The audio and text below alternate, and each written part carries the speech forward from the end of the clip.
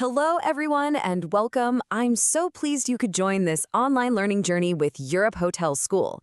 As a hotel AI expert, my entire focus is on analyzing what truly elevates guest service from good to absolutely unforgettable. And today, we're diving deep into a skill that I believe is the most critical in modern hospitality: cultural awareness. Let's get started. Okay, so here's our game plan. We've structured this to follow the guest's journey, step by step. We'll start with the basics, the real foundation, and then build on that, all the way from their first impression to handling those tricky situations. By the end, you're going to have a complete toolkit.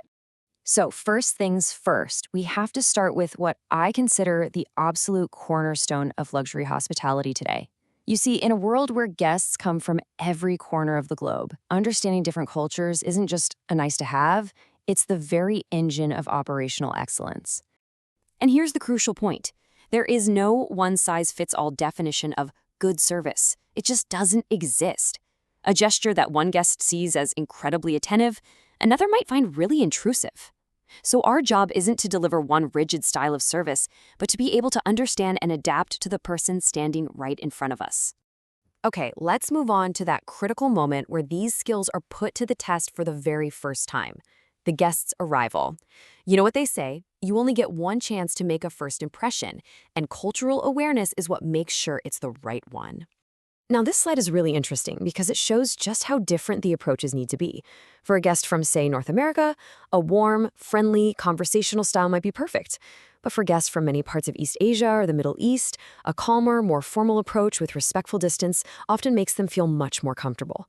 It's all about shifting your energy to meet their definition of respect. And this really shows that check-in is not about reading from a script. It's more like a dance, a dynamic four-step process. First, you read their cues. Then you adjust your pace. Are they in a rush, or do they want all the details?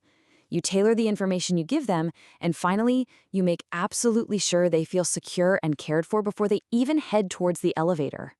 Okay, so next, we follow the guest into what is truly their private sanctuary, their room.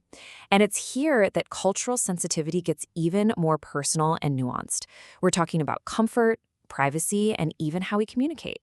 So here are a few common tendencies you might see. A guest from a colder climate might find the standard room temperature way too cold. And when it comes to communication, think about this. For a guest who highly values their privacy, a discreet note slipped under the door feels way more respectful than an unexpected phone call that might interrupt them. And this right here, this might be the most important takeaway from our entire session today. These cultural patterns are just a guide, a helpful starting point. They should never, ever replace actively listening to what an individual guest is asking for. Always, always prioritize the person over the pattern. All right, now let's see how these same ideas work in the hotel's public spaces. Because from the restaurant to the fitness center, these shared areas are where all these different cultural expectations can meet, and, well, sometimes they can even clash. Think of this table as your practical field guide. In the restaurant, for instance, you have to pay attention to the pace of the meal. A European guest might want to linger for hours, while a North American business traveler might prefer quick, efficient service. Same thing at the concierge desk. Listen first. Don't assume. Do they want luxury shopping, or are they dying to see historical sites? Your ability to adapt here is what makes the whole experience feel seamless. Okay, now we're getting to the highest level of service. It's pretty easy to be great when everything's going perfectly. But true excellence, that really shines through when you have to use cultural sensitivity to solve a problem. So what is it? What's the real difference? The answer, almost every single time, lies in service recovery. It's how you handle a challenge, a complaint, a simple mistake that can turn a negative moment into an opportunity to build incredible loyalty. So the key here, and this is so important, is to listen through their communication style to hear the real issue underneath. One guest might be very direct, even loud. Another might express their dissatisfaction so quietly you could almost miss it. Your job is not to judge their style. It's to stay calm, show them you're listening, and focus 100% on finding a solution. All right, for our final section, let's bring all of this together. Because at the end of the day, this isn't about memorizing a huge list of cultural do's and don'ts. It's about developing a professional philosophy that's grounded in something much, much deeper. This is the ultimate goal.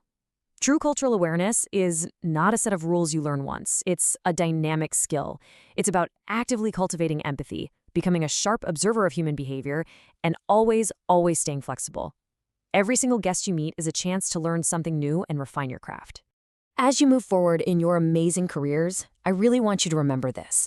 Policies and rulebooks, they're important, of course, but they're your foundation, not your ceiling. It's your finely tuned, empathy-driven intuition that will truly set you apart, and that will empower you to create a place where any guest, from anywhere on Earth, can feel genuinely at home.